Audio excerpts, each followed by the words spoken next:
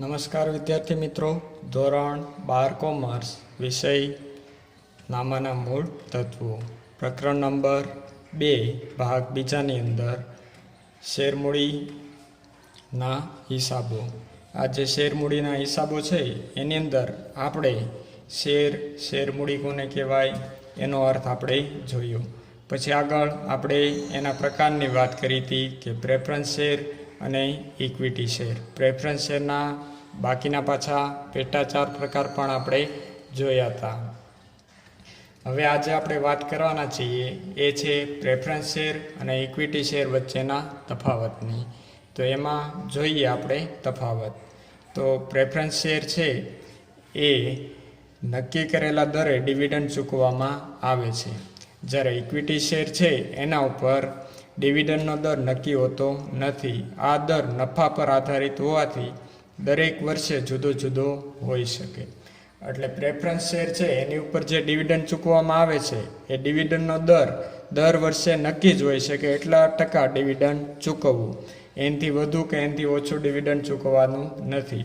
જ્યારે ઇક્વિટી શેરમાં કેવું છે તો કે નફો થાય તો ડિવિડન્ડ ચૂકવવાનું, નફો ન થાય તો ડિવિડન્ડ ચૂકવવાનું નહીં.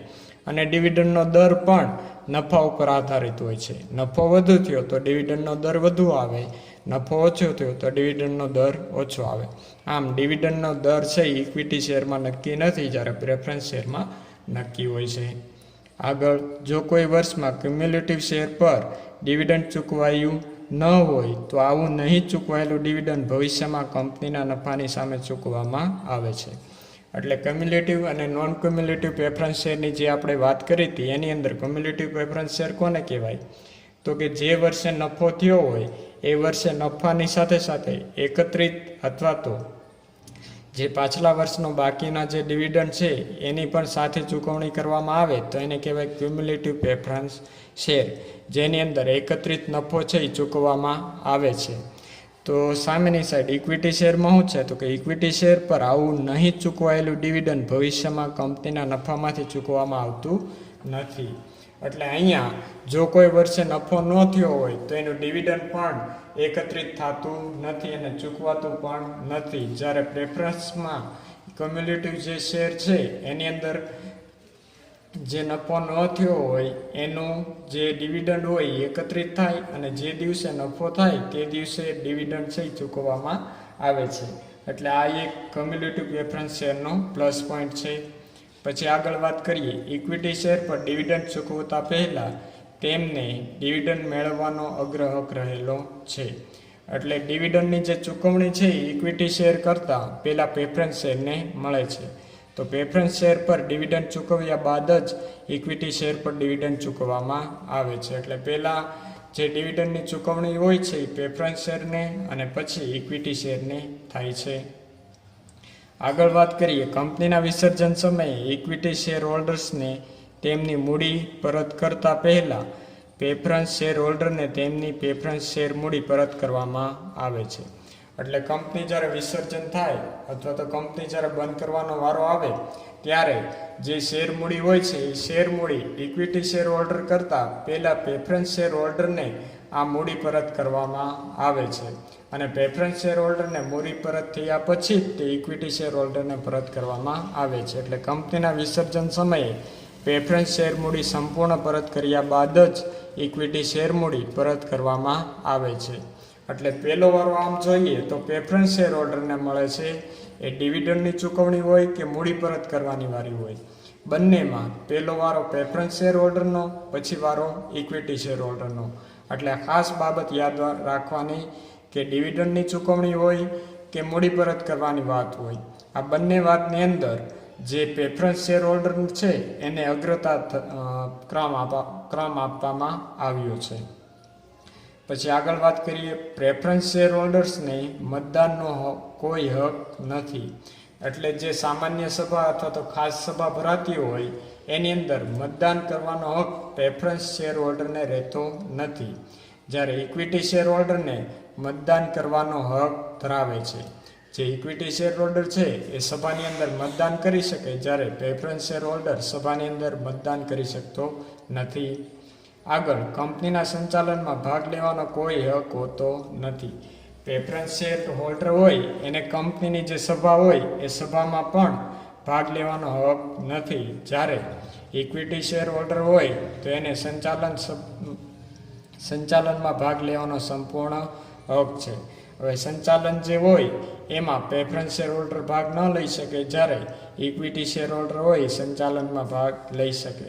એની સાથે સાથે મતદાન હોય તો મતદાનમાં પણ પ્રેફરન્સ શેર હોલ્ડર ભાગ નથી લઈ શકતો, જ્યારે ઇક્વિટી શેર હોલ્ડર ભાગ લઈ શકે છે.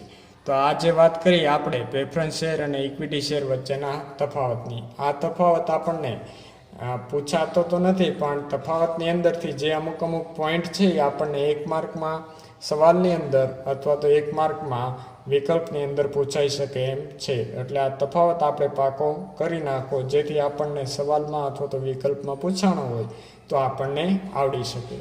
હવે જે આગળ આપણે વાત કરવાના છીએ એ વાત કરવાના છીએ શેર મૂડીની. તો શેર મૂડી કોને કહેવાય અથવા તો શેર મૂડીનું વર્ગીકરણ, શેર મૂડી કોને કહેવાય એની વાત તો આપણે પહેલાં કરી નાખી કે કંપનીની જે મૂડી હોય એને શેર મૂડી તરીકે ઓળખવામાં આવે છે. હવે શેર મૂડી જે છે એનું વર્ગીકરણની વાત કરવાના છીએ. તો સૌથી પહેલી વાત આવે છે એ સત્તાવાર મૂડીની આવે છે કે સત્તાવાર મૂડી એટલે શું?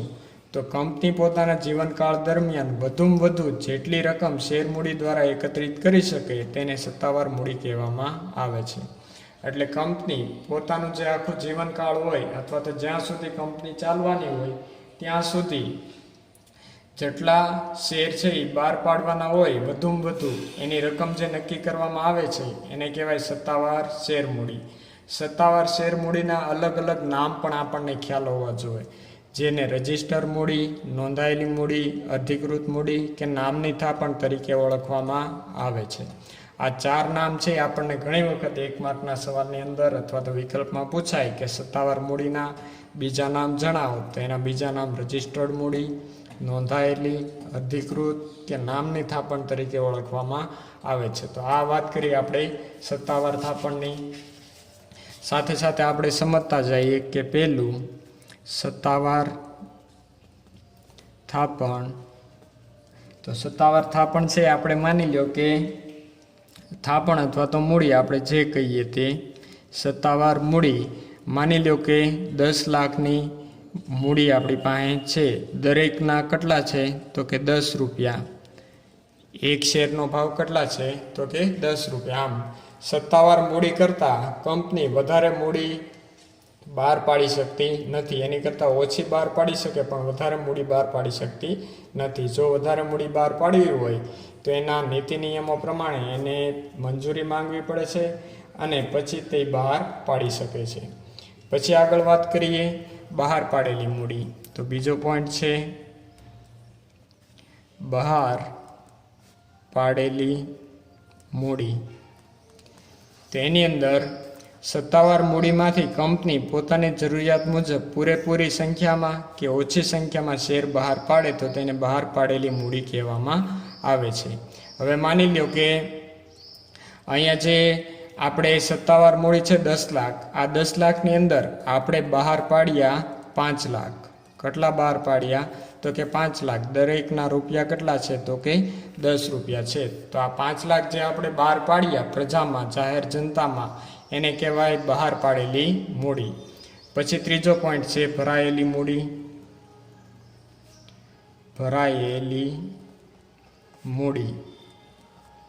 તેની અંદર વાત કરીએ કે બહાર પાડેલ શેરમાંથી જેટલી કિંમતના શેર માટે અરજી આવે તેને ભરાયેલી મૂડી કહેવામાં આવે છે.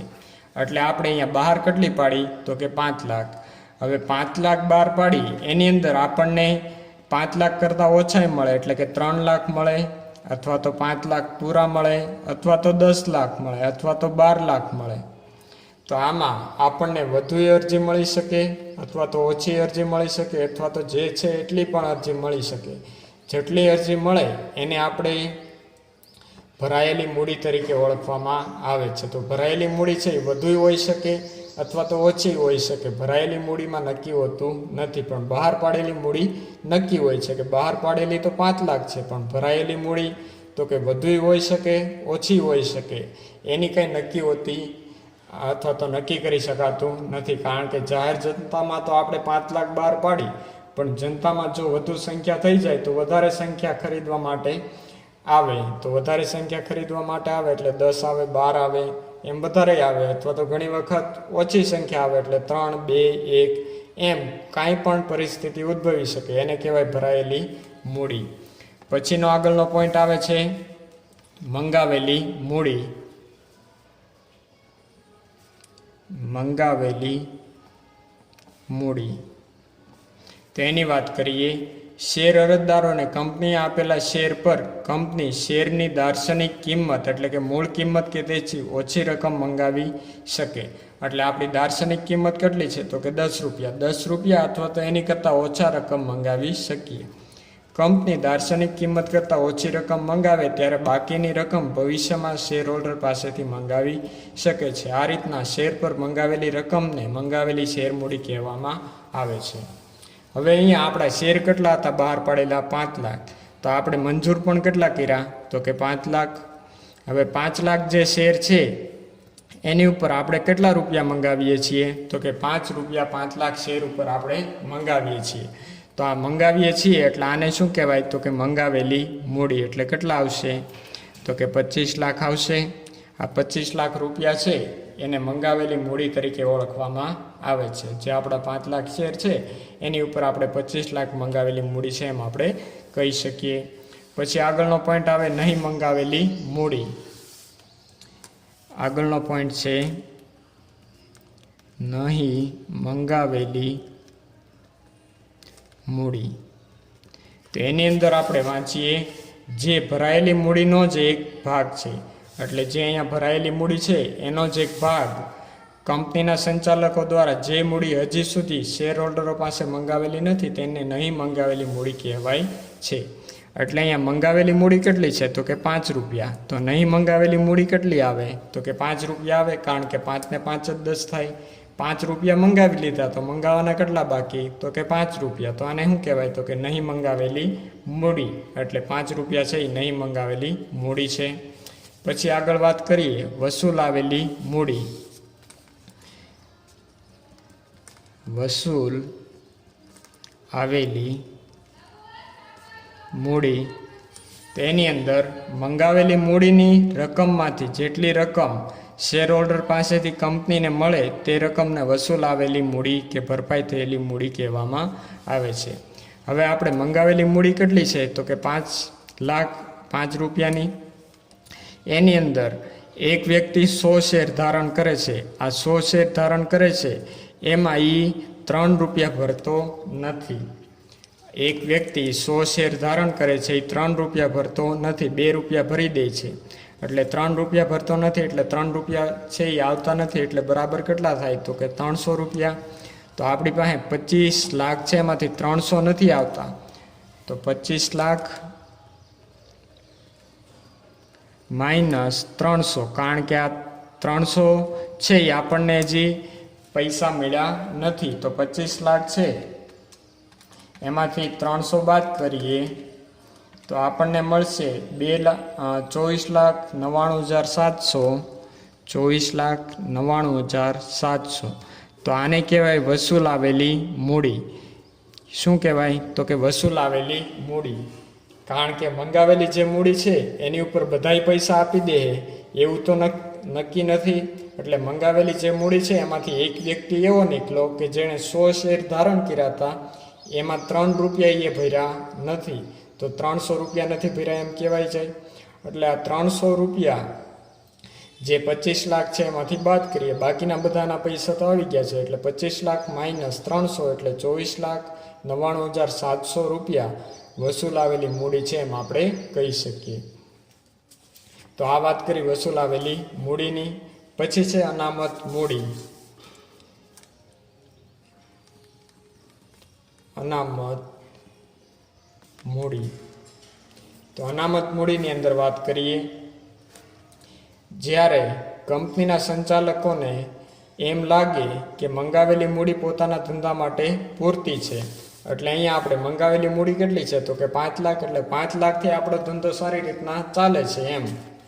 એટલે માટે પૂરતી છે અને હવે ભવિષ્યમાં વધારે મૂડીની જરૂર પડશે નહીં, ત્યારે આ સંજોગોમાં શેર હોલ્ડર્સની સભામાં ખાસ ઠરાવ દ્વારા નહીં મંગાવેલી મૂડી, એટલે અહીંયા નહીં મંગાવેલી મૂડી કેટલી છે તો કે 5 રૂપિયા છે, એટલે 5 રૂપિયા લેખે 25 લાખ જ થાય. નહીં મંગાવેલી મૂડીને અનામત રાખવામાં આવે છે. આ રીતના અનામત રાખેલી મૂડીને અનામત મૂડી કહેવામાં આવે છે. તો આને કહેવાય અનામત મૂડી. જે નહીં મંગાવેલી મૂડી છે 5 રૂપિયા 5 લાખ ઉપર, તો એ જે 5 રૂપિયા 5 લાખ ઉપર ટોટલ રકમ 25 લાખ છે એને અનામત મૂડી તરીકે ઓળખવામાં આવે છે.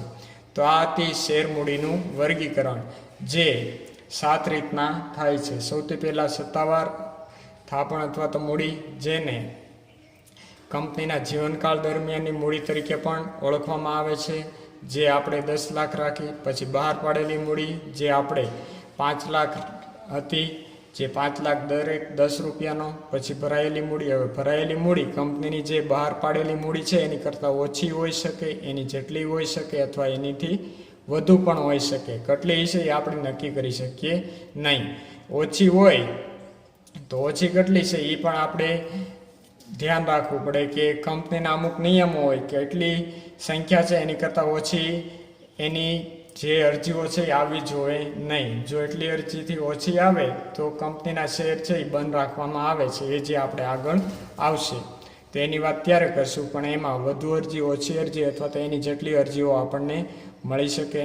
પછી મંગાવેલી મૂડી, તો મંગાવેલી મૂડી છે એ આપણે કેટલા રૂપિયા મંગાવ્યા એની ઉપર આધાર છે. તો 5 લાખ છે એની ઉપર આપણે 5 રૂપિયા લેખે મંગાવીએ છીએ. ટોટલ તો 10 રૂપિયા હતા, એટલે 10માંથી 5 મંગાવ્યા એટલે 25 લાખ રૂપિયા આપણી પાસે આવે. તો નહીં મંગાવેલી મૂડી કેટલી, તો 10માંથી 5 મંગાવ્યા, તો કેટલા નથી મંગાવ્યા તો કે 5 રૂપિયા, એટલે નહીં મંગાવેલી મૂડી કેટલી કહેવાય તો કે 5 રૂપિયા કહેવાય. પછી આગળ તો કે વસૂલાવેલી મૂડી. વસૂલાવેલી મૂડી એટલે કે જે આપણે મંગાવેલી મૂડી હોય એ મંગાવેલી મૂડીમાંથી કેટલા રૂપિયા આપણી પાસે આવે છે એને કહેવાય વસૂલાવેલી મૂડી. તો મંગાવી હતી તો આપણે 5 લાખ, પણ એમાંથી 100 શેર ધરાવતો એક વ્યક્તિ 3 રૂપિયા આપણને આપતો નથી, તો 100 શેરના 3 રૂપિયા લેખે કેટલા થાય તો કે 300 રૂપિયા. તો આ 300 રૂપિયા આપણે 25 લાખમાંથી બાદ કરીએ એટલે કેટલા આવે તો કે 24,99,700 રૂપિયા આપણી પાસે આવે છે. તો આને કહેવાય વસૂલાવેલી મૂડી. અને છેલ્લે આવે છે અનામત મૂડી, એટલે જે નહીં મંગાવેલી મૂડી છે એને અનામત મૂડી તરીકે રાખવામાં આવે છે. આ 1 માર્કના સવાલમાં પણ પૂછાય કે અનામત મૂડી તરીકે કઈ મૂડી રાખવામાં આવે છે, તો કે નહીં મંગાવેલી જે મૂડી છે એ નહીં મંગાવેલી મૂડીને અનામત મૂડી તરીકે રાખવામાં આવે છે. તો વિદ્યાર્થી મિત્રો, આ બધા જે આપણે વર્ગીકરણની વાત કરી એ દરેક વર્ગીકરણ આપણને ખ્યાલ હોવો જોઈએ. અને સાથે સાથે આપણને જે શેર છે એ શેર જે ટુકડામાં વેચાય છે એને પણ આપણને ખબર હોવી જોઈએ કે શેર જે હોય છે એના મોટાભાગે 4 ટુકડા હોય છે. એમાં અરજી, મંજૂરી, પ્રથમ હપ્તો અને આખરી હપ્તો. આ રીતના કોઈ પણ શેર છે એ શેરના 4 ભાગમાં પૈસા મંગાવવામાં આવે છે. અહીંયા આપણે 10 રૂપિયાનો શેર છે તો આ 10 રૂપિયાને 4 ભાગમાં વેચવામાં આવે છે. માની લો કે અહીંયા 4 રૂપિયા, અહીંયા 2 રૂપિયા, એટલે 6, 7, 8, 9 ને 10. આ રીતના 4, 2, 2 અને 2 એ રીતના એને પૈસામાં મંગાવવામાં આવે. પહેલાં અરજી હોય ત્યારે 4 રૂપિયા, મંજૂરી હોય ત્યારે 2 રૂપિયા, પ્રથમ હપ્તો હોય ત્યારે 2 અને આખરી હપ્તો હોય ત્યારે પાછા 2 રૂપિયા. આમ કોઈ પણ શેર હોય છે એ સામાન્ય રીતના આ 4 ટુકડાઓમાં મંગાવવામાં આવતું હોય છે: અરજી, મંજૂરી, પ્રથમ અને આખરી હપ્તો. અહીંયા જે મંગાવેલી મૂડી છે એ મંગાવેલી મૂડીમાં આ જે 5 રૂપિયા છે આપણે માની લઈએ કે અહીંયા અરજી વખતે આપણે 5 રૂપિયા રાખીએ, તો અહીંયા બાકીનો 1 રૂપિયો અને બાકીના 2 રૂપિયા એમ થઈ જાય. એટલે 5 રૂપિયા અરજી વખતે, તો મંજૂરી, પ્રથમ અને આખરી હપ્તો બાકી છે એમ કહેવાય. એટલે અરજીના પૈસા આવી ગયા, મંજૂરી, પ્રથમ હપ્તો અને આખરી હપ્તાના પૈસા બાકી છે એમ આપણે કહી શકીએ. એટલે અહીંયા જે કોઈ પણ શેર હોય અથવા તો ડિબેન્ચર હોય તો ડિબેન્ચરની અંદર પણ આ રીતના હપ્તા છે એ પાડવામાં આવતા હોય: અરજી, મંજૂરી, પ્રથમ અને આખરી હપ્તો. આ રીતના 4 ભાગ છે એ શેરના અથવા તો ડિબેન્ચરના ભાગ પાડવામાં આવે છે.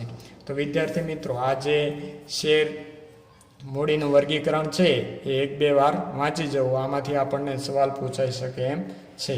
તો વિદ્યાર્થી મિત્રો આજે આપણે અહીંયા સુધી રાખીએ. હવે પછીને પીડીએલમાં આપણે અહીંથી આગળની વાત કરીશું. તો આજે અહીંયા સુધી રાખીએ. Thank you.